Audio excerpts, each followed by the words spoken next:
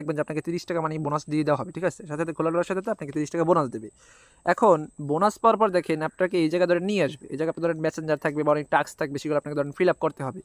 এখন দেখেন আমি যদি ফেসবুক ক্লিক করি, ফেসবুকে অনেক টাস্ক আছে বা আপনার মেসেঞ্জারে টাস্ক আছে, এরকম অনেক টাস্ক আপনাকে দেওয়া হবে, আপনাকে এগুলো কমপ্লিট করতে হবে। এবং দেখেন এই জায়গায় রেফার কমিশনটাও অনেক ভালো আছে। কীরকমের দেখেন, আপনি যাকে রেফার করবেন সে যদি কাজ করে, তার মাধ্যমে আপনার একটা বেনিফিট হবেন। এখন আমি বলবো এই জায়গায় অ্যাকাউন্ট করা কোনো কঠিন কিছু না, আপনার টাস্কগুলো কমপ্লিট করবেন, সেটাও কঠিন কোনো বিষয় না।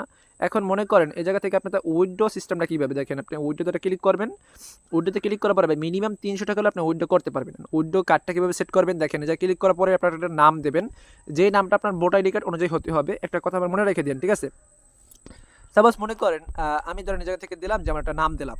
এখন দেওয়ার পরে বলতেছে ব্যাংক অ্যাকাউন্ট। ব্যাংক অ্যাকাউন্টের অর্থ কি এটা অনেক জনে বোঝেন না। আচ্ছা, আপনার বিকাশ, নগদ যে রকেট আছে ওই নাম্বারটা আপনি দেবেন। দেওয়ার পর আপনি যদি নগদ নাম্বার দেন নগদ নাম্বার দিয়ে আপনি